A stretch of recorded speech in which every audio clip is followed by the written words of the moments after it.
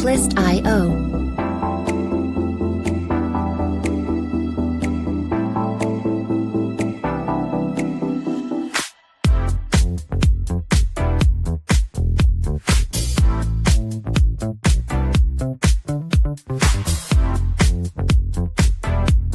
Music licensing reimagined.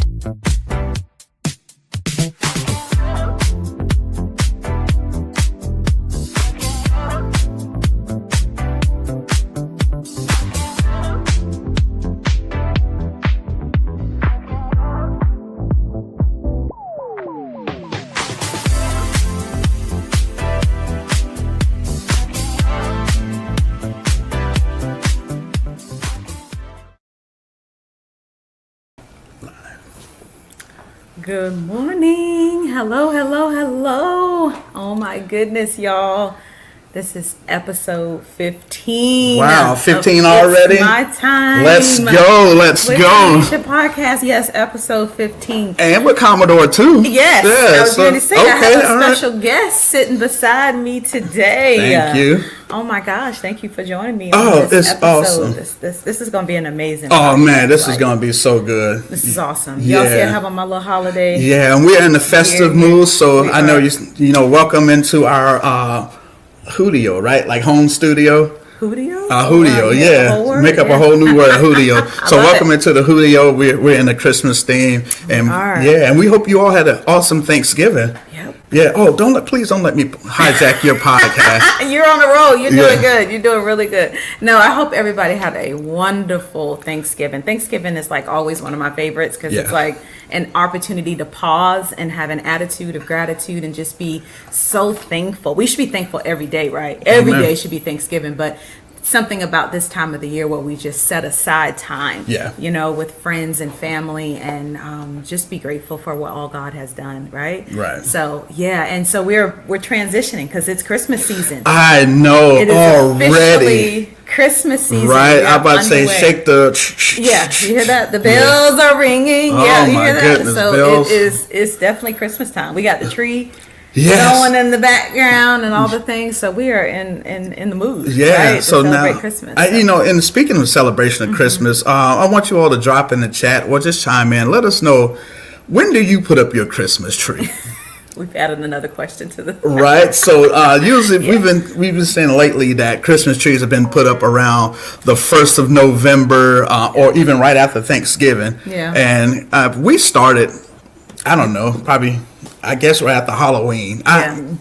So drop it in the chat. Just drop it in the chat. Everybody does something different, I feel like, every year. You know, some people put them up as soon as November 1st. Right. It was like October 31st, and then November 1st, it was Christmas. Right. So. And I've seen a tree, like a year tree, where they keep the tree up and they just put different decorations on it, like Easter, Father's Day, Mother's Day, 4th of July, and so on and so on. Those are fun. Amen. But this episode, oh my gosh, I am so excited because this is our holiday edition. Yes. Episode 15. Home for the Holidays. Ooh, is nice. what we're calling this podcast. Home for the Holidays. Nice. We have, y'all think this is a special guest. We have another great special guest get ready to join us. Another couple that we've known. Oh my gosh, I feel like it's been forever. Like 15 or 16 years. Yeah.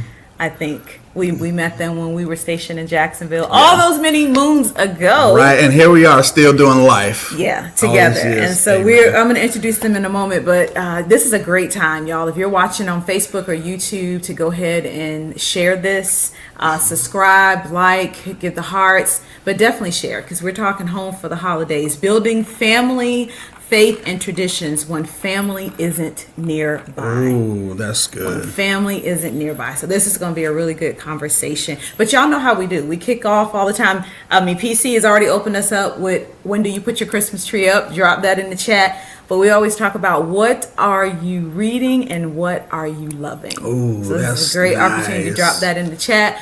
What are you reading and what are you loving? We always start with that because readers are leaders. That's right. And I believe that we need to have some joy in our life, right? So true. Yeah. What are we loving right now? So PC, you want to go first? Tell us what you're reading. Yes. So what I'm reading, Lady T picked this up for me. And this is a book that we've done 20 plus years ago. Probably more than that. More than that. So, and it's always to go back and reread some things when new revision is coming. So this is going to be a read for the next 40 days. I'm reading Rick Warren's The Purpose-Driven Life. And who are you reading it with? I'm reading with my sons. Yeah. And so every day we have 40 days. This is a chance for us to get together and, build more of a relationship now because our children are adults now. Mm-hmm. And so, we're in but in a different time of parenting. Mm-hmm. More not parenting, more in the coaching. So I believe this book will be a great read for myself along with our sons, and we can journal it. Mm-hmm. And it's an easy read. We get in, read it, journal it, and then we, elaborate on it and talk about it. And one thing that I'm loving. It's by Rick Warren, too. Rick Warren, yeah. Rick Warren, The Purpose-Driven Life. And you can find it on the shelves at your local bookstores or even on Amazon. Yeah, that's Rick the revised version. Yeah. It is an older, but it's a good read. Yes. Mm-hmm. And what I'm loving, I'm loving the holiday season. It's the ending of a year, mm-hmm. but also coming up to the beginning of a year. Mm-hmm. And so the holiday seasons, once we get through it, 2 birthdays in December, Lord bless us. One tomorrow, actually. Yeah, so we have the holiday season start after October 31st up and through February, right after the Lover's Day, Valentine's Day. And so that's what I'm loving. I'm loving this time of season where the weather is changing, the leaves are falling, and I think they've already fell. Yeah, because it's December, it's got cold. Yeah, the trees are looking naked, but it is still a good time. What are you reading? What are you loving? Oh my goodness! So I'm reading this book called "The Road Back to You." The Road Back to You. It's the Enneagram journey to self-discovery. Okay. The road back to you, because I think it's important that we not only know whose we are, but who we are. Right. And so I even spoke about this last week when vision and identity collide is what I taught on last Sunday. That was really good. And thank you, glory to God for that. But I feel like we need to know who we are. That's right. And so this book has been challenging me to just take a look at who I am. And, we change from season to seasons, and so who we were 10 years ago, that's not who we are today. Right. So it's so important that we are aware of who we are, because it helps us in our careers, it helps us in our relationships, it helps us in ministry, it helps us in our marriage when we know who we are. Right. Amen. So it's so important that we know whose we are, but we also know who we are, who God has created us to be. So that's the book I'm reading right now, and it's by Ian Morgan Cron and Suzanne Stable. Is that how you say her last name? Yeah, it's Stable. Yeah. So excited about that read. Drop in the chat. Let us know. Oh, what I'm loving. Yeah. I'm like you. I think I'm loving the holiday season. I'm really loving it's amazing. It. Like just the lights and decorating, and I just started this little. I think it's like a little podcast. I can link it in the show notes on Advent, because that's like a whole thing too that we work up to. The birth of Christ, and it kind of keeps the reason of the season going, because sometimes Christmas can become very commercial, but we want to keep it about Jesus, and so I'm also doing that as well. But I'm just loving the season. That's awesome. We get hit hard because we got 2 birthdays in December. Help us, Jesus. So that part is a little challenging every year, but we make the best of it and we have fun. Amen. So Amen. So drop in the chat, what are you loving and what are you reading right now? Because it's so important, and I just love to know what y'all are doing, what you're reading. I go back and look, and I'm like, man, people are reading some really great material or doing some really fun things. People travel around this time of the year, so if you're going on a vacation, let us know where you going, what you doing. So we want to know all the things. But I am not going to hold us any longer, because we got special guests waiting. Oh my God, I love them. I want to get them in. So I'm just I talked about them a little bit. Mitch and Trina Blunt is their name. We have known them for, oh my God, I feel like we met in 2008, I believe.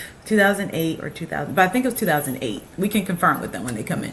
But it was that many years ago. We were stationed in Jacksonville, Florida, attending this amazing church Church of Jacksonville, and we had an opportunity to meet them and connected, and we have been lifelong friends, like just journeying along the way. And it's something very powerful when you have an opportunity to be friends with somebody like that for these many years. You know what I mean? Like no matter what season it is, we always stay connected.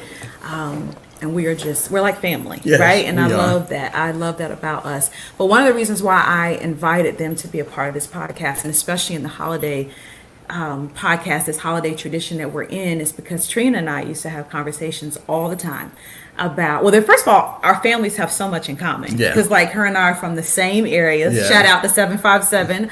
But we talk about how we married these military men, moved away from our family, and we had to like kind of start our own family traditions and what that looks like. And I just want to be a blessing to some of you who are in that season where you may have young kids and you may be trying to figure out what does family traditions look like? What does the holidays look like when you're not near to the family that you grew up with, right? That you're used to be around. And so that's the conversation that we're going to have today. So without further ado, let's bring them in. The Blunts, y'all. Welcome the Blunts to the podcast. Hey guys. How we doing? Oh my gosh, it's so good to see y'all. Likewise. Wow. I think that we've actually seen each other. So we gotta make that trip happen and happen soon. But thank y'all so much for your yes and coming on to It's My Time with Tarnesha podcast. I love y'all for that. Thank you. So I want our listeners, because we know y'all, but I want y'all to introduce yourselves and tell us just briefly about your story, like, because I know y'all have a podcast. That's right, you have a podcast, which I've listened to a few of the episodes, and I'm like, this is really good. Like, people need to, especially as long as y'all been married. So just tell us a little bit about y'all, how long you've been married, and just why you all even started the podcast. Yeah, so we have been married for just over 30 years. We got married in 1995. We met in Virginia. So she was with two of her friends. I was with two of my friends. We were just out walking. They stopped. One of her friends stopped my friends, and she approached me, and this has been it ever since. 2.5 years later, we got married. 4 children together. The ride has been amazing. So we started the podcast mainly because of everything that we have been through. We've been through a lot. Things that probably should have broke us.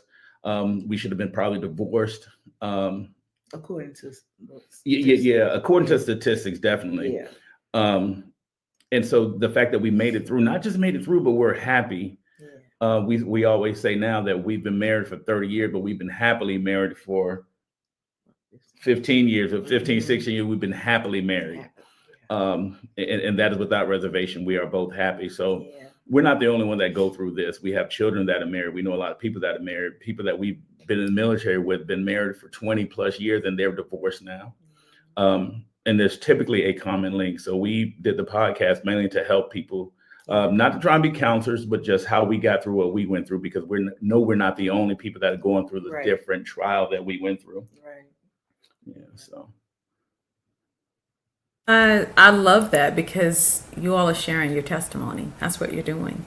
And that's how we help others when we do share. A lot of times we don't want to share, right? Because especially when we have to be transparent and vulnerable and put some things out there that people may not understand or may disagree with. So there's some vulnerability to our transparency, but I think it's necessary, because that's how we grow. And so I love that you all do that. And that 30 years, like, that's no small, like, that's huge to be married 30 years.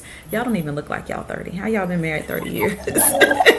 30 years, that's a long time. So kudos to you all, and living long, living strong, enjoying your marriage, happily married. Like, that just says a lot, and we need to hear more of that. So thank y'all for sharing. I want to talk military life now, because that's how this journey got started. I think Trina and I, you and I, Trina, we talk about this all the time, just about how we met 2 military guys in Virginia. Like, the odds of us even meeting in Jacksonville like that and having that start. And I want to start with the key scripture when we talk about military life and finding family away from family. Psalm 68:6 ESV says, God sets the lonely in families.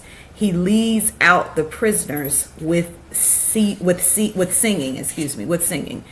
So you and Mitch both served in the military. Absolutely. You met us in Virginia. Yeah. 2 girls in Virginia. And then kind of like we moved away, right? Because, military takes you on this journey. And then we go and start our own family. Can y'all speak to, and we've had these conversations, but just here being transparent, like starting a family very young, no teaching, no background, right, of what it looks like.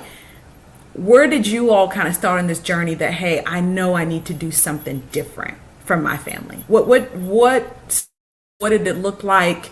Trial and error? What was it? So for me, my upbringing was around a lot of single women. And I didn't like that my granddads lived over here. My grandmas lived over here. My mom lived here. My dad lived there. I didn't like that dynamic. And for me, I was like, whoever I'm going to be with, I'm staying with. Just that little want to took me far. I really, like I say, I grew up around a lot of singleness, and that can tend to shape your mindset that that's the right thing to do. This is normal. It's normal to have kids with someone and not be with them, like not be married to them. So for me, early on, it started early. I didn't want what I saw growing up.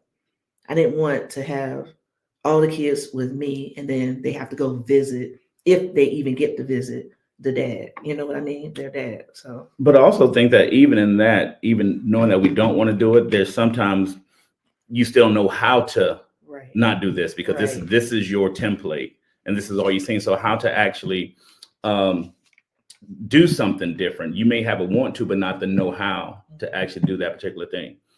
And so that was, like I said, that was a lot of trial and error, how to do this, how not to do this, or when you start finding people that are actually modeling what you want. One thing me and Trina talk about, the sad thing is growing up in the church, you have people in the church who have decent marriages, but they don't know how to tell you how to have the marriage that they have. Or a lot of times they're really faking about their marriage. They mimic one thing in church, but you ever see them outside of church, it's a completely different thing. Or time later, you'll start hear stories about this person was doing this and that person. So trying to have that know-how, that's what sometimes becomes difficult. But one thing about God, he does, when you have that desire, he definitely leads you in right directions and connect you with people that are headed in the direction that you want to go. And so that's really what started happening. And a lot for us the true foundation, that true motivation, I guess, motivation, but that real know-how came when we met in Virginia. The pastor that we were under, the teaching that he gave actually helped me to be a better husband, because it more challenged me to be a better husband, to be a better father.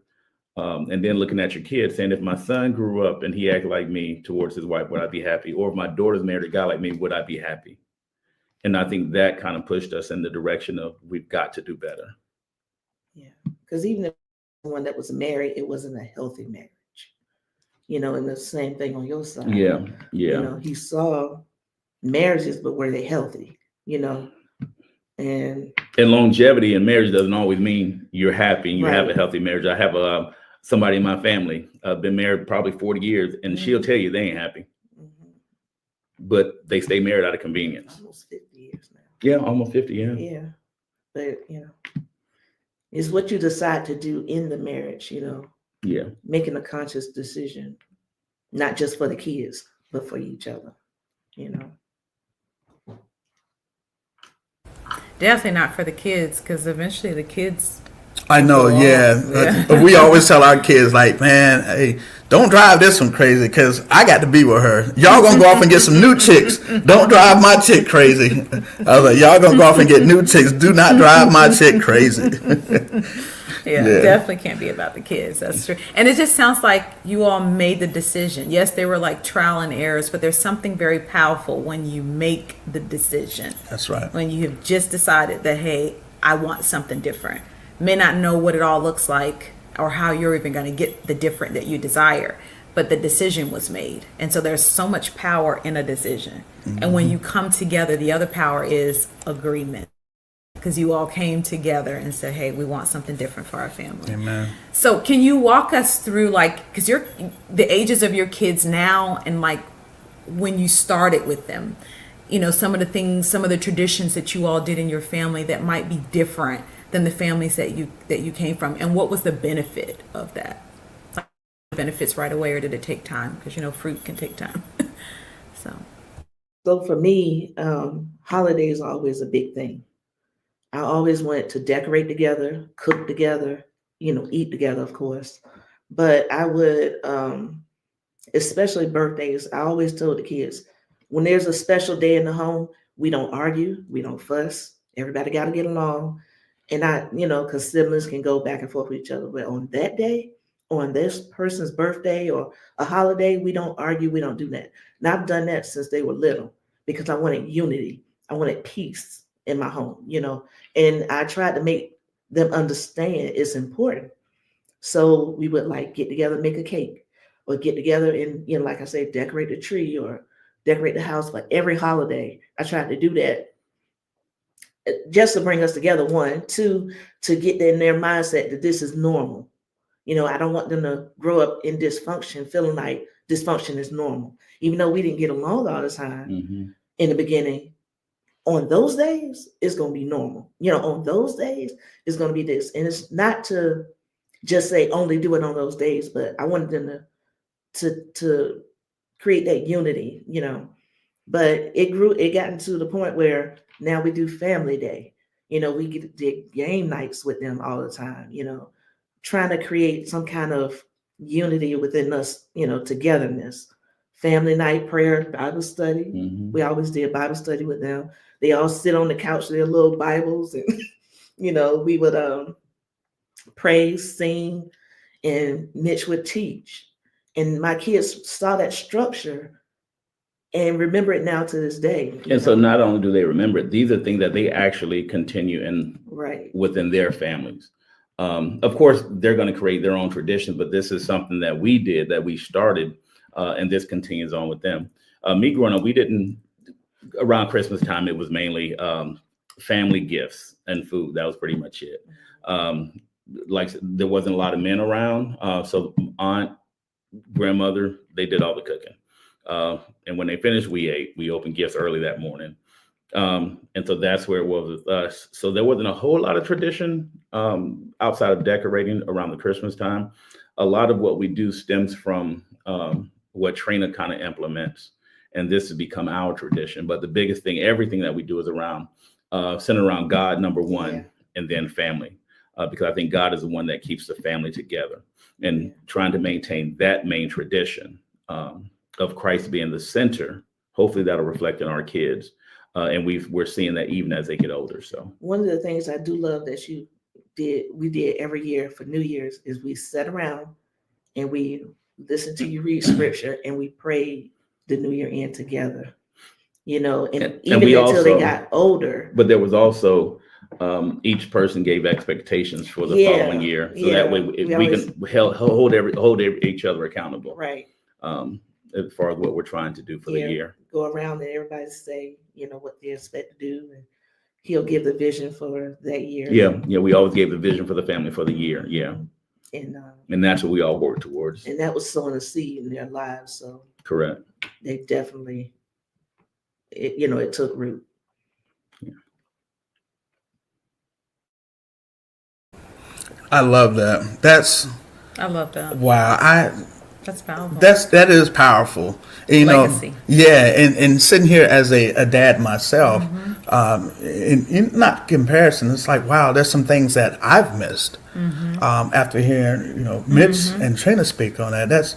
It's amazing that, the traditions that they have planted the seed in their family, and they still continue to go. And like we were talking about over the past few weeks about fruit. Yeah. It takes time. When you plant the seed takes time. Like our pastor, Dr. Michael Freeman says, he has this quote says, something happens, time passes, then something happens. And he talks about seed time and harvest. Right. And, the seeds that you guys are planting in your children and how they are growing, and you can see the fruit of it now. Right. It's such a blessing to us that we were front row seat to see you guys raise your kids and how you guys have grown through the years. I'm just blessed to have front row seats to it. Yeah. And I just love it because it's, like you said, you're setting up the structure. And, when they go off to their own families, they are going to create their own traditions, but they have a blueprint. Right. They've got foundation, right? Yeah. And that's what's so important. And I think that's what carries on generationally. Yeah. So, all of your kids are adults now in different places and doing all the things. What does that look like now? Because I was listening to something the other day. I think it might have been Dr. Didi was talking about this. I think I was listening to it was Bible study the night before Thanksgiving. But we're talking about traditions and family once the kids are adults and what that looks like. I would love to hear from you all. What does that look like now that your kids are adults? What does gathering around the holidays look like? I know that looks a little different. So it still stems from when they were younger. And I always tell people it's credit to my wife that our kids really want to be around us. So the holidays, they're always trying to do something with us. For instance, we were just for Thanksgiving. My brother's in Georgia, they got land. So me and my wife initially were going, but all the kids like, not without us. Right. Every single one. Yeah. Except for Michael, he's in Hawaii. Yeah, our youngest is in Hawaii, but so all of our children are going. So they're still trying to maintain, even though they, our youngest and our oldest, they have their own families, but their desire is still to be around us.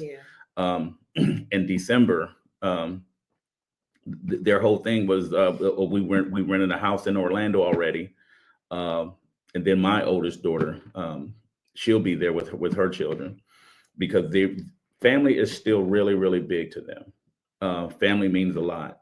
And we were talking about what we do on New Year's. It was something that I do. And I know my children have, the ones that have families, you guys are not required to be here because you have your own family. You set your own tradition. You do whatever you guys decide to do. They're like, no, we'll be there. And so they may not stay as long, but they always come here. So that has continued and that followed them.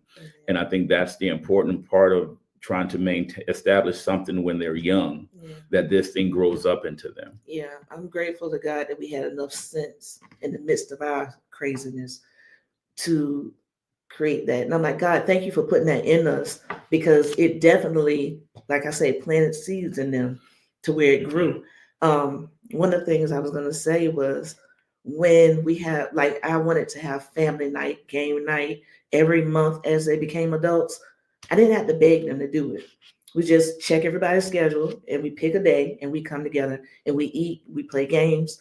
And we've been doing that since those have moved out. They went to college, then they came, graduated college. And then, like, Kayla got married, our oldest got married, and then our son went to the military. But he tried to find his way home. But even when we do our family days, because of the time difference, once they get up and everything, they call. Yeah, they call on Zoom, FaceTime. Yeah, FaceTime. Yeah, because that's how important it is for them. Yeah, I wanted that closeness. Yeah, to remain as they got older. So I used to tell them, don't bicker and fight to where you're not talking to each other. Fix it. Always fix it, because when you get older, you're gonna need each other. And this is also why it's important for we get children married, because our children have to be able to, whoever they marry, they should be able to kind of flow right into this family dynamic we have, even though they have their own family. Right. But we also want them to be part of this extended family. Yeah. So. That's right. Yeah, that's so good. It sounds so much like you're saying, intentionality. Yeah. Right. It's just about being intentional. About making God and family first. That's awesome. That's really good. And year after year, you do that. And now it's like your kids, it's just autopilot for them. Yeah. Like, where else would we be? You know? Right. Yeah. Yeah. Where else would we go for Thanksgiving and Christmas? Yeah. And it's very welcoming and warming to hear this. Yeah, it is. You know, I know they have girls and They do. girls and boys. They So have, 3 girls and and so as you know, as a parent of adult children, like I'm at the point now where I'm trying to push my boys, and it's beautiful to hear. Either, right, they don't want to leave, and to hear Mitch and Trina, how they're poured into the children, how the children wants to come, and they come back. It's an automatic. Yeah, it's an automatic. Yeah, it's automatic. It's because it's what you put in them. Yeah, they don't know anything different, and it sounds like you guys have created something beautiful. Yeah, it's like, where else would you want to go when you have this? Right. And like you said, it is important to know who the person they're marrying is, understanding of that. I mean, not to say the other person doesn't have family as well, and you've got to learn to like split time and be okay with visiting both sides. Right. But if your home is welcoming enough, even for the in-law, it's almost like they're like, where else would I go too? Right, yeah. It's like, your God to my God. Yeah, your people is my people. I love that. Yeah. I absolutely love that. So what advice would you give to couples who are newly married or even new parents and trying to establish traditions without feeling guilty for doing things differently? Advice that I would give is, it's your family. You have to find what works for you and your family. Just because I did it like this, you did it like that, doesn't mean we have to do it the way that we were raised to do it. We just have to do what works for us. Right, together. Yeah, and then being happy about that. My way don't have to be the best way. Her way don't have to be the best way. But I think there'll be a little bit of commingling, I guess, of the traditions, of the ways, and then we make that thing our own. It's just like training a new job. You'll train with this person, train with that person, and over time you'll develop your own way to do that thing, and that's what works for you. And the job is still being accomplished. Yeah. So I think that's more just find what works for you. Yeah, be intentional. Try to plan. Try to figure out what can be fun. What can bring us together. What would be memorable? I'm always about creating memories. And I feel like if you take the time to invest into your family, it will not just benefit your family, but it'll show your extended family, your other family. Oh man, they're keeping the unit together. They're remaining close, and And so, having said that, what we do together as our tradition may not always be the popular thing among, say, my family on my side or her family on her side, but we're not trying to please them. That's not what we're trying to do. No. Our goal is trying to cultivate something where the love of God can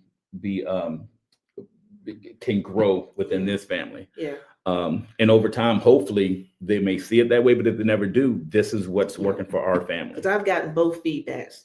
Some was like, I ain't doing that. And then some like, oh man, I love that. Yeah. And I respect it. A lot of people, have their different opinions of what's considered, But this is the Blunt family. That's what it is. So, yeah. And you have to be okay with others not being okay with what you're doing, right? Yeah. You just have to be okay, because it's about, like you said, your family, right? The Blunt family, and what works for you all. And I mean, let's just be honest, because sometimes that family dynamic can be difficult. Not every family gathering is picture perfect. So how do you protect your peace, during the holidays? I mean, you've kind of given some examples about, like, you're not trying to do this for other people. You're doing this for your family. But as even a young couple, right, they're trying to grow their family, start their family. You've got two sides, the husband side, the wife side. They do things differently. They're trying to like work it out to figure out what works for them. How can they protect their peace? Because oftentimes when people are trying to put these traditions in place for their family, and they try something and it doesn't work, they get discouraged, or somebody gives them negative feedback and say, it don't take all that, or why y'all doing all that, or why you didn't come to auntie house, or why you didn't go to grandma's house, all of the things. How do you protect your peace? Because that's the whole thing. We want our peace protected. Right. So how do you do that? I believe sometimes distance is the best way to maintain peace, regardless of what this person is saying. And you're always in my ear. Guess what? I don't have to call you. I don't have to see you. And eventually you'll come around. If you don't, it is what it is. I've had some family members that just wasn't respectful of my family, and one thing I'm not going to let anybody do is talk down about my husband or, my children or whatever, because I know this is my family and this is who I live with and this is who I, value. And like he was saying about not speaking with them, it's not that you hate anyone or you have any, animosity. It's like, I know how to protect I don't have to engage in that, I don't have to allow that to come into my life and disrupt what I have here. Yeah. Again, some people are not on board with, doing the right thing.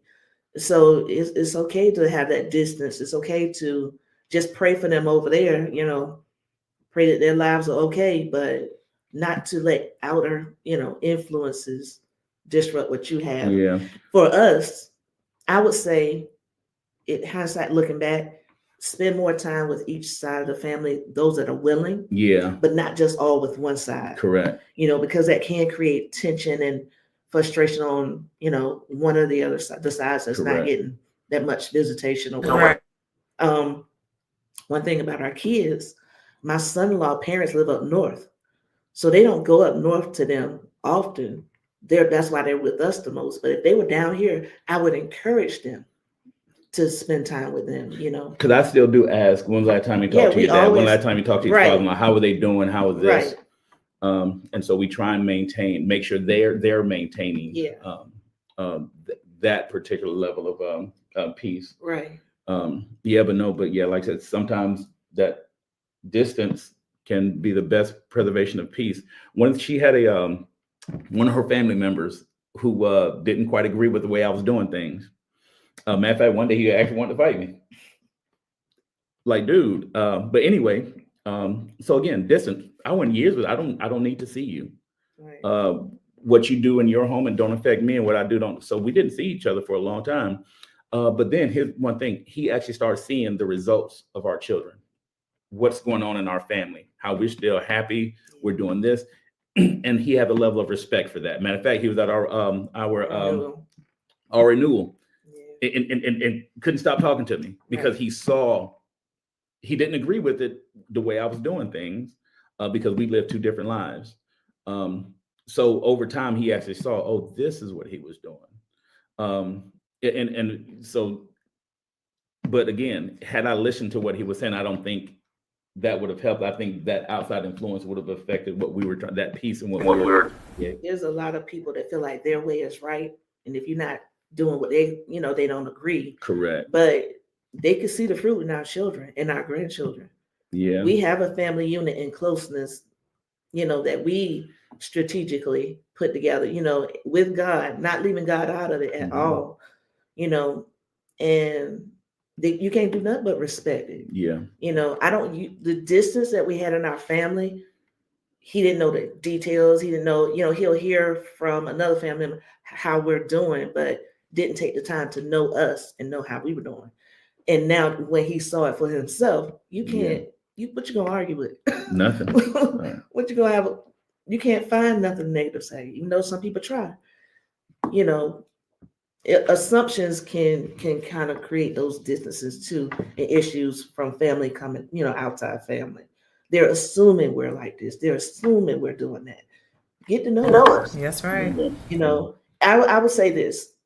I commanded a respect from my husband, from everybody, because I'm not going to let you do this and then I'm going at him. I'm not going to let you talk about him. I am a protector of his heart, just like he is of mine, and, you got to be that way.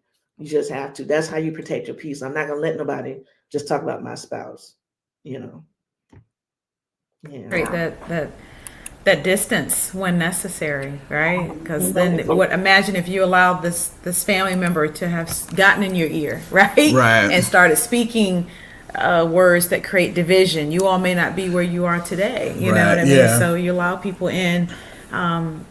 I love how our apostle always say, get away from those. Yeah, have the problem. Have the problem. People say stuff all the time, but if it goes against what you all are trying to create, what you feel like God has ordained for your marriage, then you're on a path to destruction, in my opinion, just by letting people in that speak words that's against what you're trying to build. Yeah, and you know what's funny as we talk on that? Have you ever noticed that people on the outside who has no insight of what's going on always seem like that, like they have your answer? And that's the craziest thing about it. And sometimes if we're not careful, like Trina said, you know, she's guarding her heart, she's guarding Mitch's heart, and you know, and someone can just speak in that, and you take that in and you're like, you know what, because such and such said, and this is why we're gonna do this, because such and such, or she said, he said, and then you if you catch what I'm dropping, you're allowing their opinion to have a say. Right? It's like, you don't live in my house, you know, but somehow your opinion has a say. Like, how does it? Why is that? Yeah, so, and you know, before we segue on, you know, when I was listening to Mitch talk, he was talking about his daughters. You know how he encouraged them to, and I was looking at this. I'm y'all forgive me. I'm an Instagram scroller, and I seen this one. It's like, Daddy, my tire's flat. Like, call your husband. Like, why should I call my husband? I can call my daddy. You know, it's like, Daddy, I need some money. Like, ask your husband for it. Why should I ask my husband when I got my daddy? So that's what I heard. That I was like, wow, a girl dad. I was like, man, he rocked. Man, he rocked. Yeah. But you have to teach your daughter. Yeah. You know, that's part of giving her away, right? That hey, you have a husband now.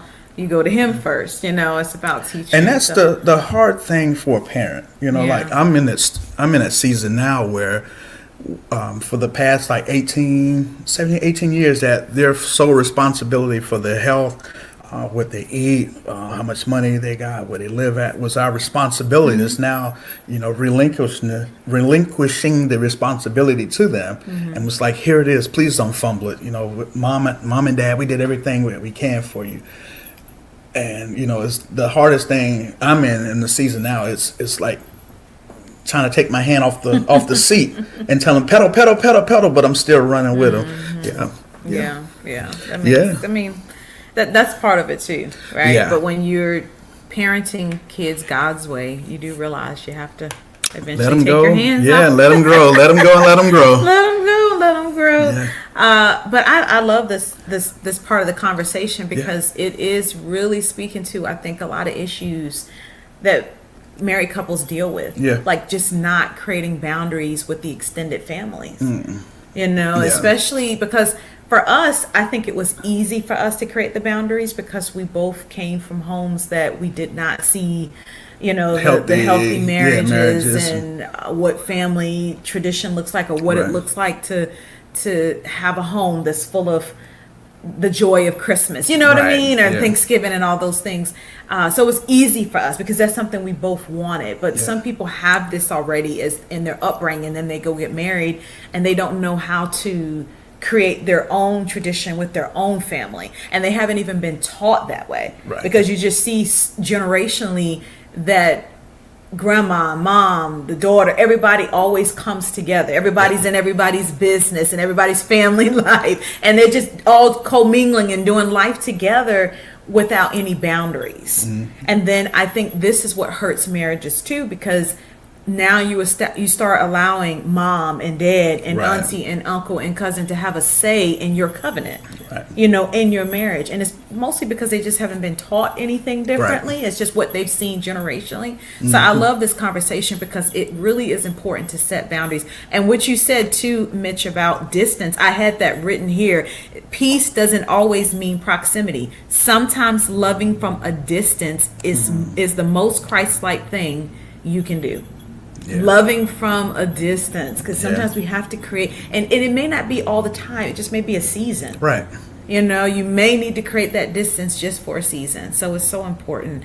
I love, because I want to segue here to another point before we start to wrap up, about how you all raised your kids, like from a generational standpoint. Like you guys have created legacy. You know, I used to hear Bishop Jakes all the time say, it's not what you leave to them, it's what you leave in them. And so I think you guys have done a great job of what you are leaving in your kids. Proverbs 22:6 ESV says, train up a child in the way he should go.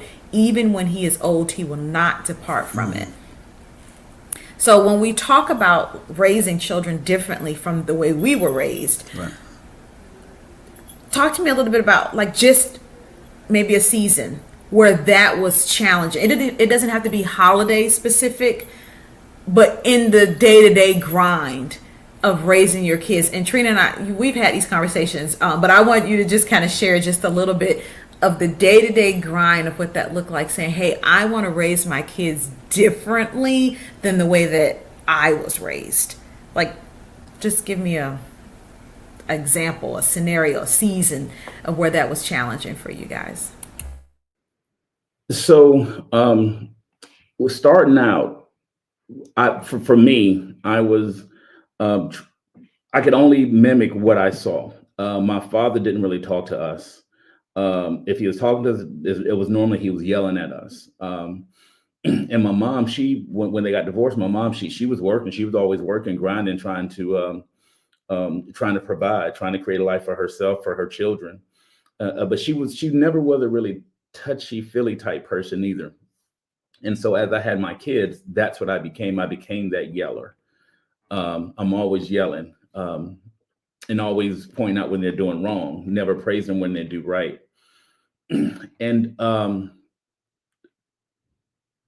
there was always what I always said, there's a blunt standard. You're going to live up to this blunt standard. This is what this. And then just somebody challenged me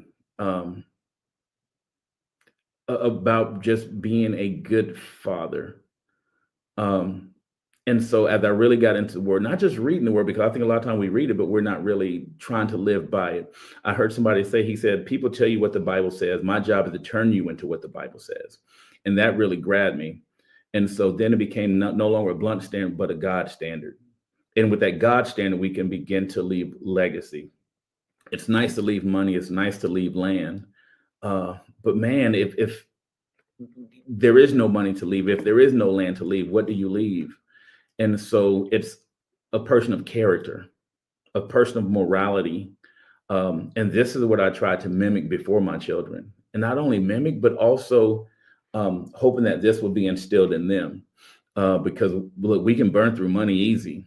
Money can be taken from you, but character, people can't take that from you. And so this is what we strived to instill within our children. Not just in word, but also in action. I remember one time I was walking by my wife, and as I'm walking, I hit her on the butt. And then my youngest son, Michael, he came, he jumped, and he did the same thing. He jumped and hit her on the butt.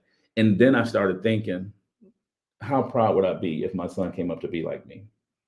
And so they're beginning that journey of trying to create a level of to live, and because they're seeing how I treat you. And so I think for the husband, for the man of the house, setting that standard is very important. Not saying that it takes away from the wife's responsibility, because kids are always going to be watching what we're doing. How are you treating my mom? And I remember when, I think it was Kayla, as she's having kids now, she has two, and she went back to how you were with them. Right. And so it's sometimes you don't think kids are watching, but they're definitely watching. Yeah. And what they're watching, when they get to a situation, they're going to go back to, what did mom do in this situation? How did mom handle this situation? And that's what she's going back to a lot as she has her children, because it was something that we tried our best to live before them. Perfect? No, far from perfect. Because up until Danielle was about the age of 7, that's our youngest of the 3 girls, I was thinking I had to be the angry Black mom. When I say angry Black mom, it's like, what y'all not going to do is run over me. What y'all not going to do is tell me what to do. Or you're not going to, I was in my mind, I thought I had to be putting that out there always to them, because I used to tell my kids jokingly, I'm like, hey, the ratio is off. It's 4 y'all to 1 me. Like, what y'all not going to do is tell me what to do. What you're not going to do is, make me feel like I'm not in control. So I used to threaten, like, I'm going to beat your tail. Things like that, because that's what I heard growing up. Not saying you don't discipline your children. You got to discipline your children. But I didn't have to threaten. I didn't have to always say, stuff to, when I say threaten, it's like, to enforce by, fear or whatnot. Or intimidation. I used to tell them, I'm like, if it's going to be one between me and you, it's going to be you, like it ain't going to be me. And as we I had to get to a point where, like I say, by the time Danielle was 7, I had to realize I can talk to her. Yeah. I can try a different route. The pastor we was under at the time, Pastor Mike, I learned how to talk to my kids and listen more. Yeah, that was gonna say. I learned how to. The belt doesn't have to be the first. Right. First thing we resort to. And every kid is different. Not every child responds the same. You got some of those kids that like to test the waters, no matter how need a belt. Yeah. Right. No matter how you try to approach it. But then you got some that don't. Like Brianna definitely was not that child that you had to put a lot of discipline into. You just say it and she did it. Yeah, she cried like you done beat her. Yeah. Kayla was tough. Kayla was like, yeah, this ain't working for me. Kayla was like a talk to her. She's like her dad, very, very strong. But my thing is I had to learn how to be, and I thank God that I learned early on how to be a mom that listens, how to be a mom that I don't have to enforce a threat. Just respect me. If you respect me, you'll listen to me. It's not that I had to like earn it, but I had to be who I was in God's way to my kids. They can pull back. Like Kayla called me and say, like she told me, I hope I can raise my daughter like you raised us. Oh, I almost melted because she was like, Mom, I don't want to do it wrong. I'm like, you're not going to do it wrong. She's like, but I see how you raised us.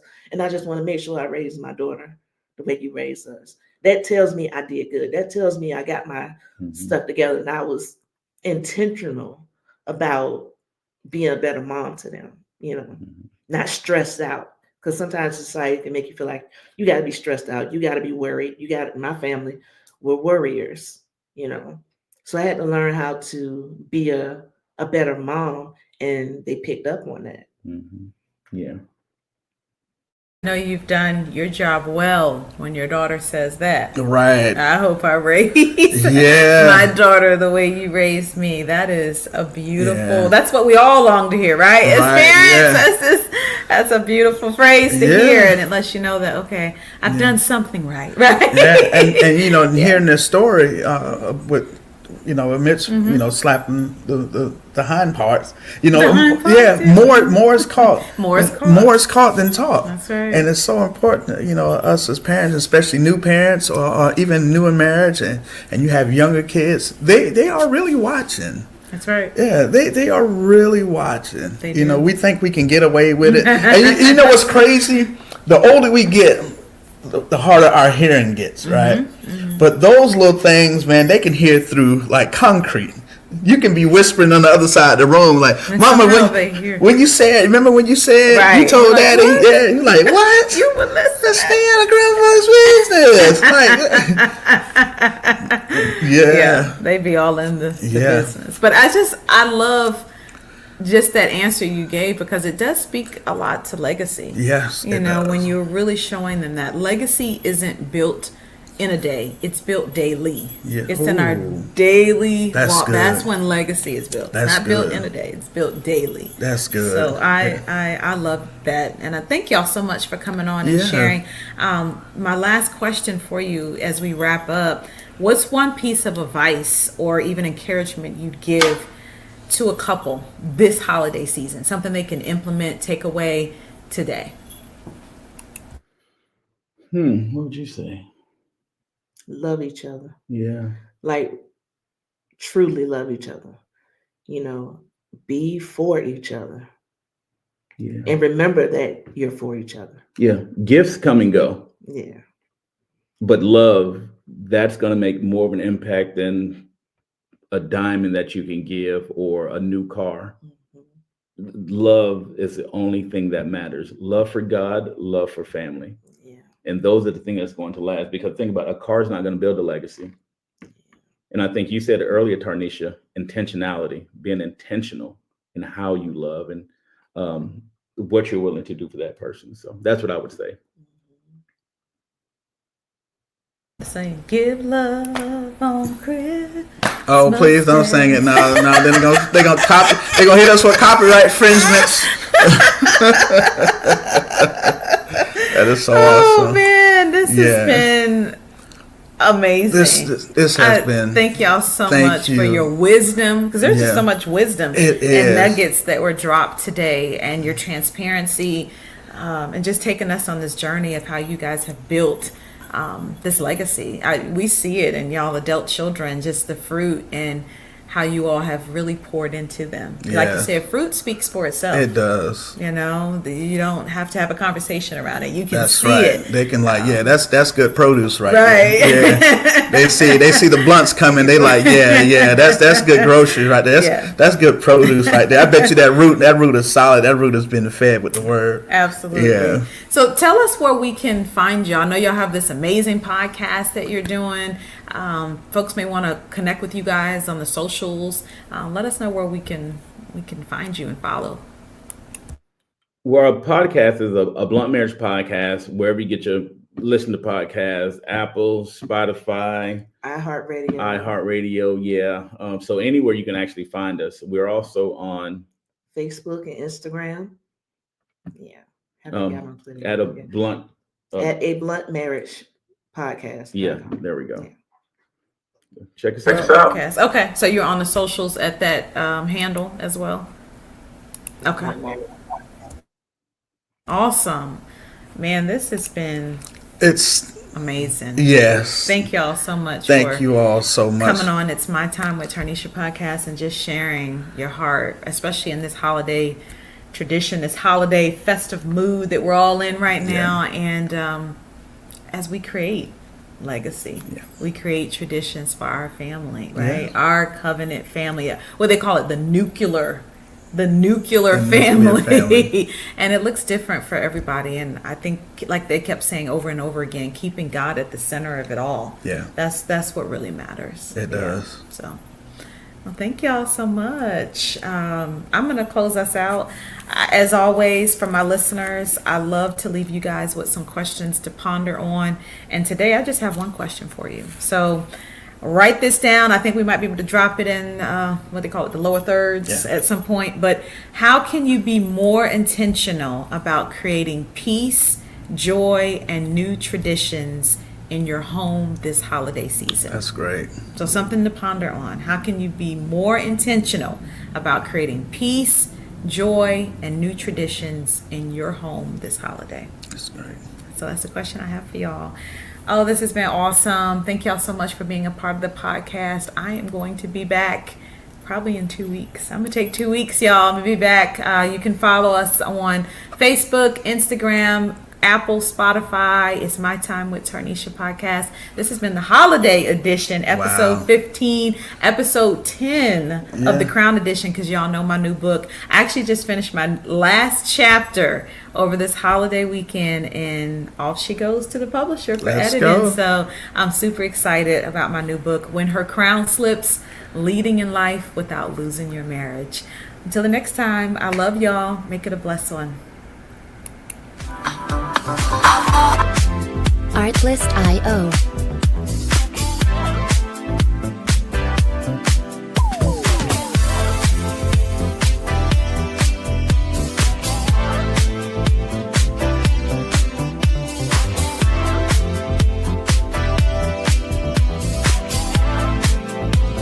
Music licensing reimagined.